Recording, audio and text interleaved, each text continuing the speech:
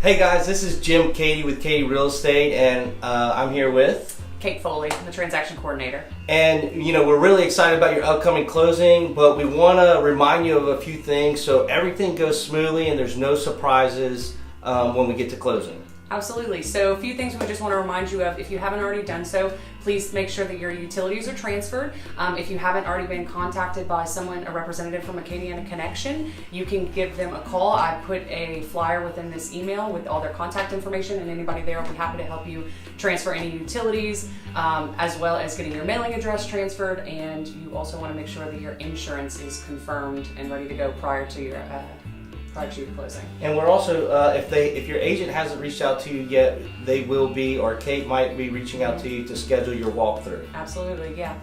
And so another thing we really want, this is probably the most important thing, we take our clients' privacy very seriously, and there are some very sophisticated criminals out there and hackers. We want you to use extreme caution if anybody calls you and asks you for wiring instructions. Do not give out your wiring instructions over the phone unless you're talking to your agent or your lender that you've talked to before. So hang up the phone and call your lender directly. There's no way to get this money back, so we want you to use extreme caution. Never ever give wiring instructions over email or over the phone, especially with somebody you don't know. We take our privacy very seriously here at Keaty Real Estate, and we want to let everybody else out there to know what to look for. There's a few scams going around right now. And actually, we had somebody attempt to scan us yesterday, and we definitely did not fall for it. But we want to let everybody else know, because we could see if you're not used to this, you might become a victim. So, okay, tell us what happened. Yeah, so I got a call yesterday afternoon from a lender, or so I thought. I'm working with an agent here at Keaty who's working with some buyers, first-time home buyers. I got a call from the lender, or so who I thought was the lender. I had never had a prior phone conversation with this guy, only via email, so I didn't recognize his voice. I didn't think anything otherwise. I get a phone call from him, and he's telling me that he needs the sellers of the properties. But he also used your name. Yes, he said my name by name. He referenced the agent that I'm working with, so I felt very comfortable in the beginning of the conversation, feeling like this was the client's name, absolutely, the other agent's the address, names, the address, your name, the title company. Absolutely, yeah. Checked out completely in the beginning of the conversation. As I started talking to him, he says to me, I need the sellers of the property's social security numbers and a little bit more information, but what I gathered from it was he needed the socials. And I thought, well, why would you need the social security numbers of the sellers on the property, first of all, and secondly, I'm working with the buyers, and so I kind of questioned him, and he said, well, he just kept pressing, I need their social security numbers, I need their socials. And I said, well, I don't even have access to their phone numbers, they're not our clients, and I don't really think that I feel comfortable giving you that information even if I had it. So basically what I told him from that point is to give the listing agent a phone call, because that was, that's not our responsibility. So I gave him the phone number, and he said, well, what area code is that? I said, well, it's 337, we're in Lafayette, like, you're a local lender, you should have access to that. So that kind of raised the flag for me as well. So when I got off the phone with him, it just didn't sit easy with me. So I gave another lender a phone call, and I said, in any scenario, I've worked here for a while, and I've never had a lender ask me that. So I called another lender that we work with pretty closely, and I said, in any scenario, would you ever need that information? And he's like, absolutely not. You never, ever, ever give any personal information, especially your social security numbers, over the phone, and the only person within the transaction that will ever call you for that information would be a representative from the title company. A lender's never going to require that information. So that for me was like a huge deal, and nothing, I was never hacked, I never got an email from this lender, so luckily I was able to see that.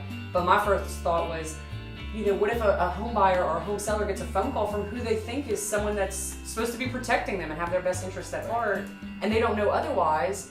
I mean, if I wasn't in this industry, I would be like, oh, you're a part of this transaction. Sure, I'll give you my social security number over the phone. I wouldn't think twice about it. So I think it's very important, very, very important. Do not give that information over the phone. If you feel like, the conversation is a little bit,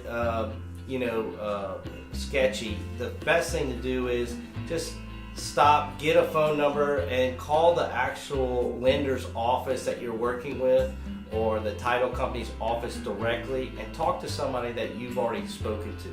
be very, very careful with this. Another scam, the same type of people are going around and they're finding out buyers when they're closing on houses.